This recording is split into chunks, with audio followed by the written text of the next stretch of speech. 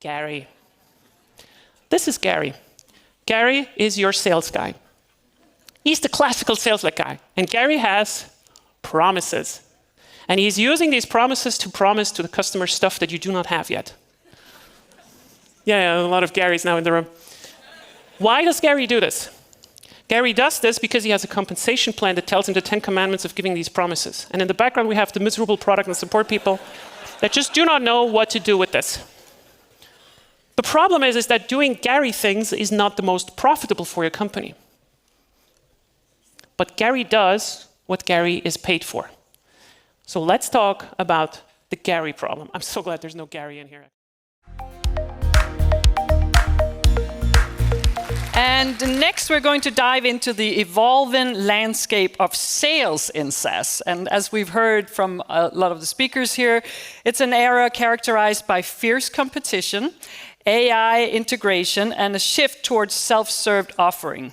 And here she is now, our next speaker, to offer us valuable insights on not to lose our mind in this process, but instead try to navigate all of these hurdles and opportunities and position ourselves for success in 2024. She's one of the most sought-after PLG experts out there. Please welcome Leah Tharin. Esperanto, Standpunkt unseresgleichen, von denen die Idee und nicht nur sicher der Kulturbereicher. Ein Synonym für lass 100 Blumen blühen, 100 schöne Websites miteinander wetteifern. Esperanto, Antwort. Good morning, everyone. Can you hear me? Is everything okay? Okay, what an extrovert event. Wow, okay. Also a little bit depressing after this last presentation. So I hope you're looking for good news. You're not going to get them in my presentation, but I'm sure they're going to come at some point. It's very nice to be here. My name is Leah. I'm going to talk about the non-clickbaity title of the death of classical sales in B2B SaaS. I'm very tall. I'm also going to stand in half of my slide, so you will see me walk around quite a lot. So what are the next 20 minutes are going to look like? They're going to look like this. What is product-led growth and sales-led growth? Then we're going to talk about a guy called Gary. Why are you laughing? How many people in here are called Gary? I'm so glad about that. Okay, so my name is Leah, and then we're going to talk about product-led sales. Here we go. At this point, about 30% of all the salespeople in the room will be a little bit pissed about me. At that point, I will probably have recovered them just by the content of this presentation. So, what is PLG? Product-led growth. By this point now, you know that I'm a very important executive in a scale-up company because every one of those has a pyramid slide in their presentations. If we segment the B2B markets by enterprise, mid-market, lower, and the consumer peasants, which we are not interested in, then we could say that the upper market segments are being taken by sales-led growth. You all notice, and then at the bottom we have product-led growth. And everybody tells you that their approach is the best and that you need to do everything at the same time. So what is classical sales-led growth? Classical sales-led growth is about attracting a customer to your store, whatever it is, because you have something to sell, and then you optimize the pitch, you optimize the store layout, and you try to do some individual big monetization. You try to push the money up as much as you can. And in sales-led growth organizations, we have a lot of visibility on these two steps. This is also where we pay most of our effort and most of our time. What is being measured is being managed. In other words, we try to optimize whatever intent is present to convert into buyers right away. Perfect, right? This is how we make money. In product-led growth, conversely, we establish trust different than classical marketing or sales tactics to scale. What we are trying to do is we're trying to show value and not talk about it. Now, what is classical product-led growth? Classical product-led growth is about free user acquisition. So we have some kind of users that are using the free part of our product. Then we try to retain those. So we try to prove that what we promise is also retainable. And this stuff is happening self-served through the product. So usually a freemium, a trial, all that kind of jazz. Then we try to do some kind of small monetization. So we do not try to extort as much money from you as we can, but just like a little bit. We're onboarding you on the monetization. And then we have paid expansion afterwards. The visibility and the effort of the product organization and what you're building as a product is over here. And how does that look like? This looks like as follows. So we're trying to measure all the signals that we have in the company by looking at different measurable signals from our customers and users. The first one is the setup moment. It's all the way down there, by the way, for the people who cannot see, because, yeah, next time. So when are our users or customers or accounts ready to go? When did they experience us? This is the aha moment that we're talking about. And then we have a eureka moment. When are they delighted? Then we have a habit moment. When have they formed a habit with our product? And when do they recommend us? And we try to measure these points. So how does that feel? We're going to come back to this slide for those that wanted to take a picture. So how does this feel? Let's say I'm getting one of my favorite documents, which is usually a PDF that has very bad news in it, and it's too big, and I need to send it to my mom, and my mom cannot open big PDF files. So I go onto Google, and I type in, compress my PDF, please. Then I get my search results, and in one of these search results, it says, compress PDF by small PDF. I click on it, I get a drop area, and in this drop area, I put my document. And as I drop my document in there, I'm getting a download, and I'm clicking on it. What has just happened? What just happened is that in the back end of small PDF, we have noted down that you have passed through the setup moment. The setup moment is you are ready to experience the value. You have an idea what the product is about, you have a document, you're going to drop it. We also know that you have reached the aha moment, because the aha moment for small PDF is when you have changed and downloaded a document. And we know that from the setup moment to the aha moment, the time it takes is highly correlative whether you and the account that you are associated with are going to spend a lot of money with us. Not just convert, long time revenue. The faster you can deliver a solution of value to the customer, the better. In our case, this meant that we did not even have you register on the platform. So, don't want to bore you with this. These are some practical examples on measurement points that we did. And all of this is a loop. Because if you're doing this for free, then the recommended stuff at the end is also going to bring you new users and so forth. And if you take one picture, it's probably this one. This is from a report from Paddle. They also have a booth out there. It's called State of SaaS Pricing 2023. They looked at 34,000 companies. And Paddle is a vendor that is really it's like a payment provider like PLG. And what they looked at is, what do companies use in B2B? And without explaining you too much about this graph, if you still think that sales is done without some kind of assistance from a free product, then you are in the vast majority. So in classical product-led growth, what we do, in other words, is we acquire, we activate, and we sell over the product. In classical sales-led growth, we acquire, activate, and sell over, who knows the answer? Gary. This is Gary. Gary is your sales guy. He's the classical sales-led guy. And Gary has promises. And he's using these promises to promise to the customer stuff that you do not have yet. Yeah, a lot of Garys now in the room. Why does Gary do this? Gary does this because he has a compensation plan that tells him the 10 commandments of giving these promises. And in the background, we have the miserable product and support people that just do not know what to do with this. The problem is that doing Gary things is not the most profitable for your company. But Gary does what Gary is paid for. So let's talk about the Gary problem. I'm so glad there's no Gary in here, actually.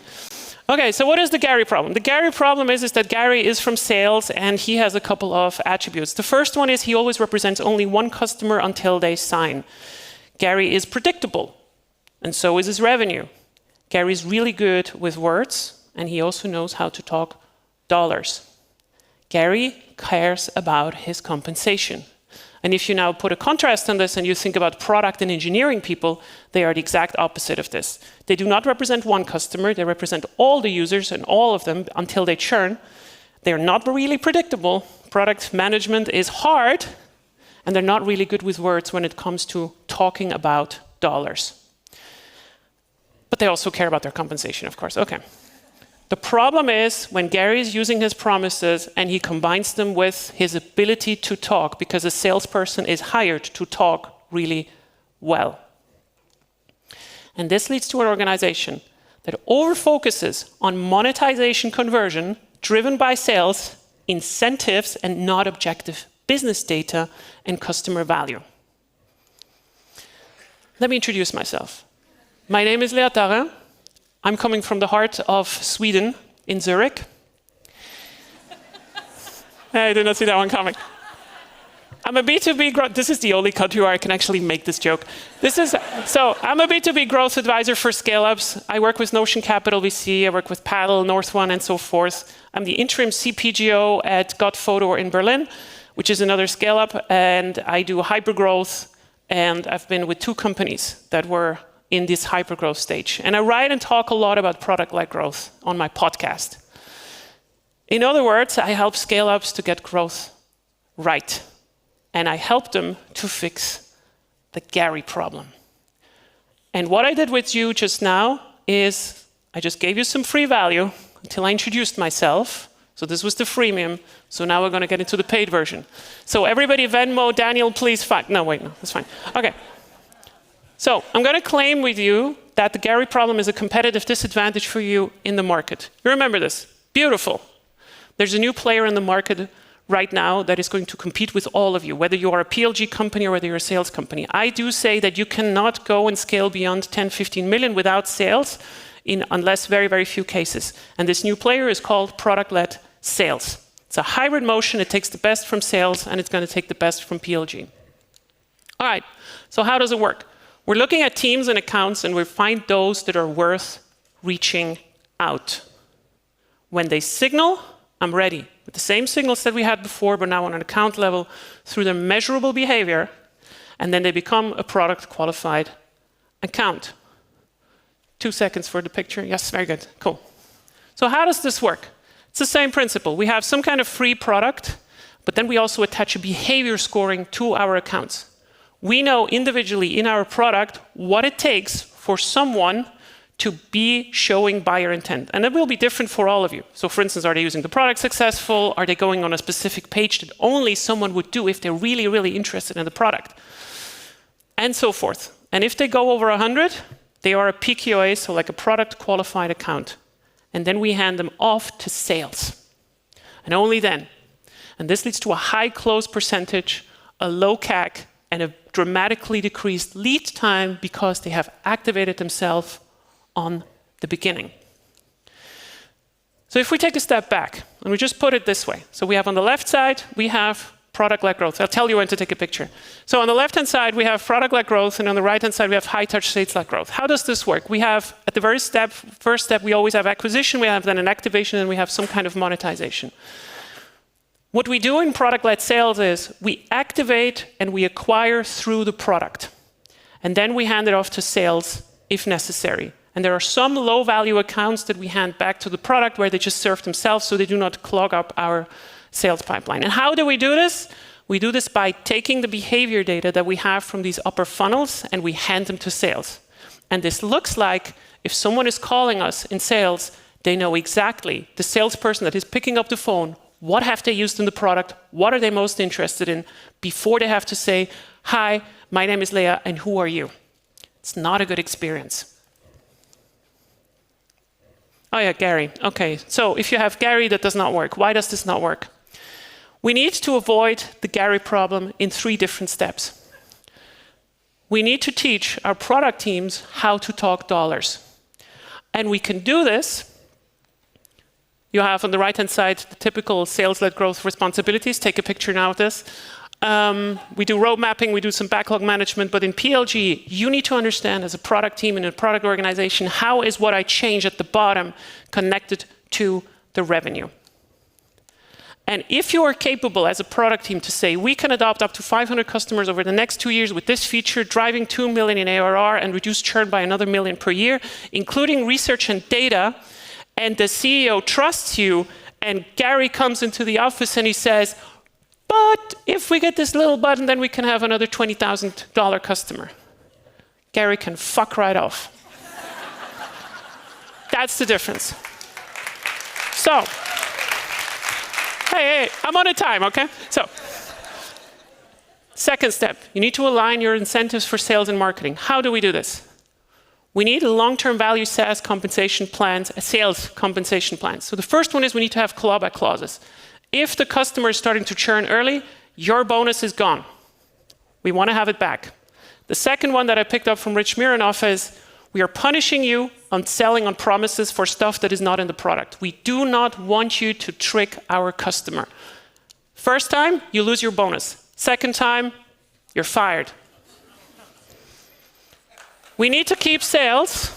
We need to keep sales capacity below deal flow. What does that mean? If we have a product qualified account pipeline, we do not let sales touch non-activated accounts, because if they do, they're going to wreck your metrics. Wait for your B2B accounts to reach out to you or to be activated.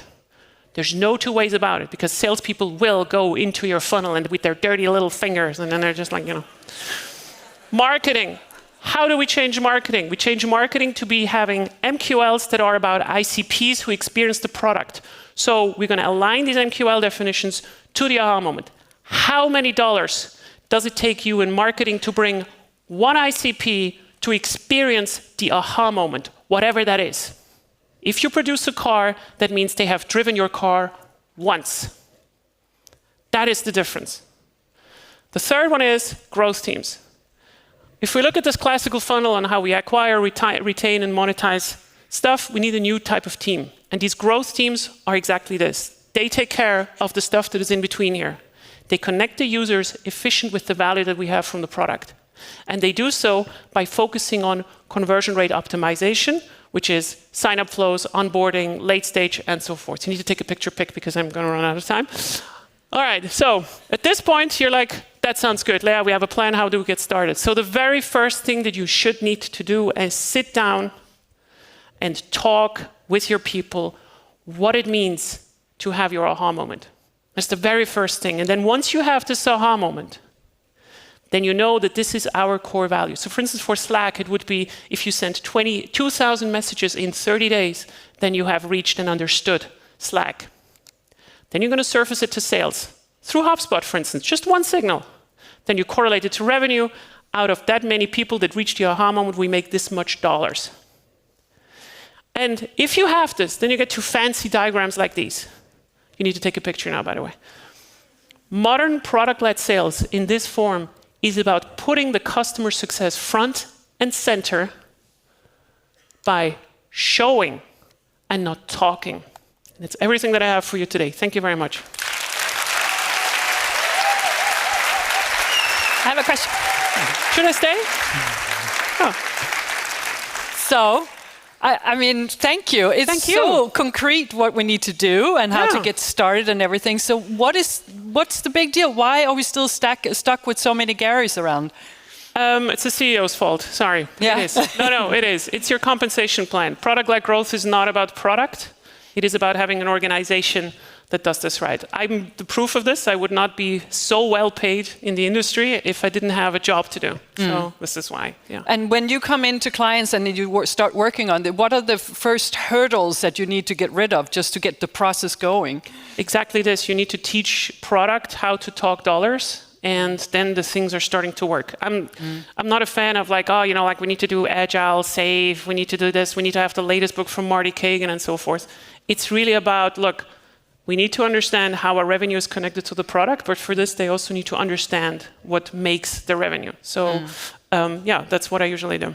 And I like the way that you connected, the whole value and the aha moment. Is that also something that maybe we're going about that in the wrong way, or that we haven't really taken the time to identify that? I think the main problem that we have is that we think that someone that does not want to buy our product is not valuable. But you need to really understand one thing. Someone that loves your product, your free product, someone that is just having reached the aha moment and they never pay, they are still someone that by definition could recommend it to someone that has the money and has the buyer intent to go there. If you put a salesperson in front of this and you keep me from reaching my aha moment, this will never happen. And in SaaS, you have no excuse because it costs you absolutely nothing to deliver this aha value, right? We're in the cloud, we can all do this together. So this is why, So clever. Wonderful. Thank you so much, Leah. Thank you. Wow.